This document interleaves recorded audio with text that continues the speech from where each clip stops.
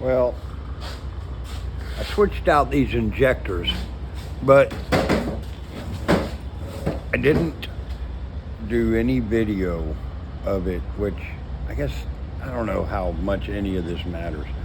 But I'm going to show real quick because I have the old throttle body right here. I'm just going to show you for those that might be. Let me set up my handy dandy tripod there. This here is your injector unit. That's the whole throttle body. I'm just going to go over this real quick. So this, you don't have to take the whole thing out. This is the throttle body. It has the throttle plates and stuff in it. This is all your fuel delivery up on top. So what I did was, and I don't have any screws in this. This is just sitting there, but you just have, there's 3 screws. There's one here, and one here. 1, 2, 3, and a little triangle. And they're Torx, this Torx. So not small, but not big. I don't know what size this is. It's a T25. So 3 T25s, and you can take this off just like that. Bloop, and it comes off of the throttle that sits on the intake. There's your throttle body here. That's your fuel delivery there. The injectors come off of the throttle body. And this is what I had replaced. So anyways, let's get rid of that. So I got the 454 throttle body in there now, and I took this off, and so we want to get the injectors out. And then you have all of these holes here, and this is a T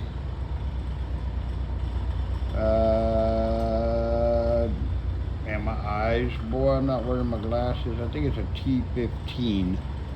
So a T15, you have 8 Torx screws. 1, 2, 3, 4, 5, 6, 7, 8. And you can do all this. You actually don't even have to take this whole thing off. You can leave it on there and just take the top off. So what you have in the top here is this comes off, and this is just your injector housing, is what that is. Now there's a couple cool things. So what I did was you just grab it on this nut here, and these are just pressed in. When you put this top part on there, it squeezes the injectors down. So you just grab that, it'll pop out, trust me. It may not feel like it does. You can wiggle it back and forth a little bit as you pull out. But you'll have down in here, down in the bottom, there's a little O-ring, and then right up here at the top, there's a little O-ring. And I just popped these out. These are my 350 injectors. And these are the 454 injectors that weren't firing. The 350 injectors, so I just pulled these 454 injectors out, just like that. And then I took the 350 injectors and I pushed them into the 454. But you don't even have to swap the injectors if you don't want. You can just swap this whole piece, and take it and put it on the 454 throttle, on the throttle body, because it'll line up with these holes just like that one did. But mine was leaking back here, right? If you could see this, how that edge took off. So I just used this. So I had to change the injectors out. And I cleaned them up, and I got a kit with the new O-rings and all that stuff. And then there's a little orifice right here that takes a screen. There's a little screen that goes in there. Anyways, a few things I found out. So by doing that, and I got it fired up, and it's working great. So I'll put it back together real quick. But one thing that I learned is pretty cool that I did not know is that, so this is the part the injectors were in. This is your injector housing. This is the part that went on top. So this part goes on top of there, and it squeezes the injectors down. This is your fuel pressure regulator, is right here in the back. So apparently, you you got to be careful because there's a big old spring in there.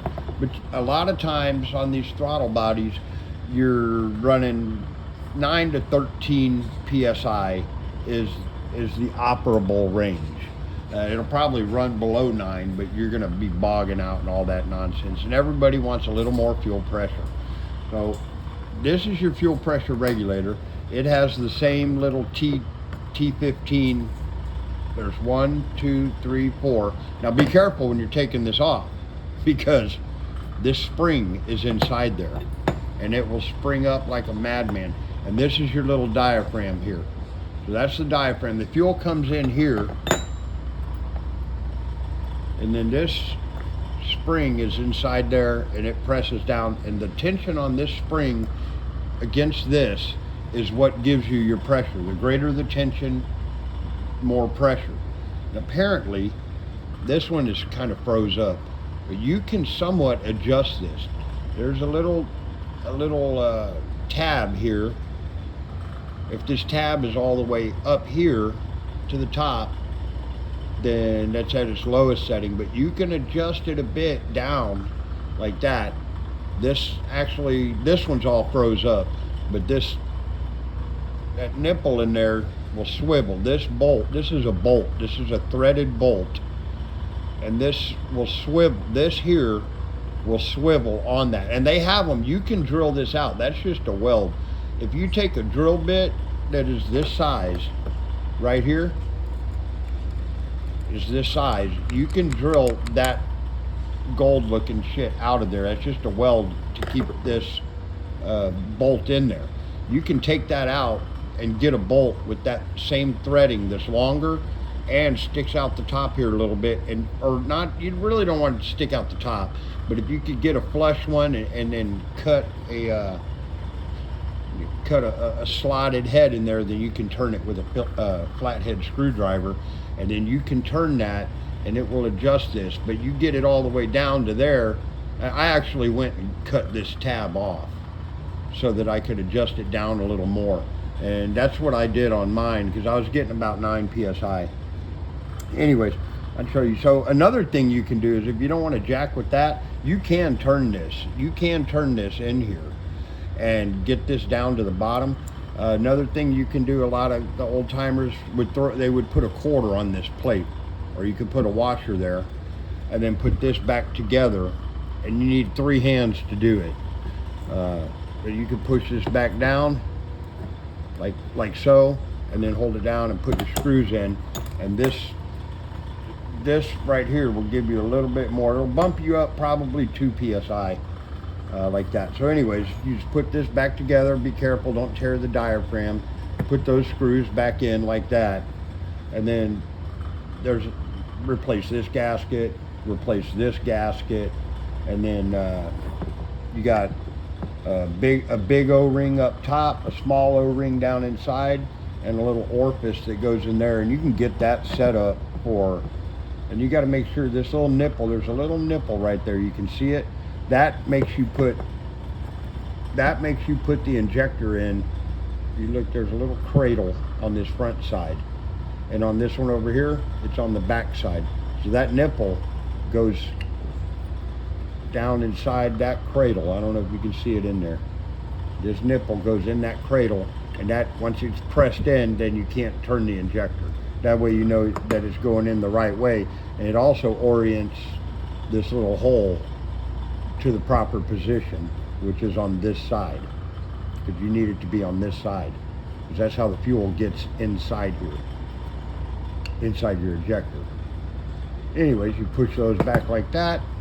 You take this, you take this piece, you stick it on there, and as you screw it down, just be gentle and go slowly but surely all the way around. It'll squeeze the injectors down in there, and you're good to go. So what I did, I'm gonna take this out. I don't got my teeth in for this video, so whatever. But I got my big old air cleaner on there, so I can't even show y'all what I did because it's all hidden. But I'll tell you what did happen, because I know my 350 injectors are good, and now they are. I cleaned them up. Now they are They are kicking. But I got this thing up to, I'm running about 13, 14 PSI now. But it sounds really good. It sounds like it wants to go, is what it sounds like. So I'm gonna fire it up, just cause.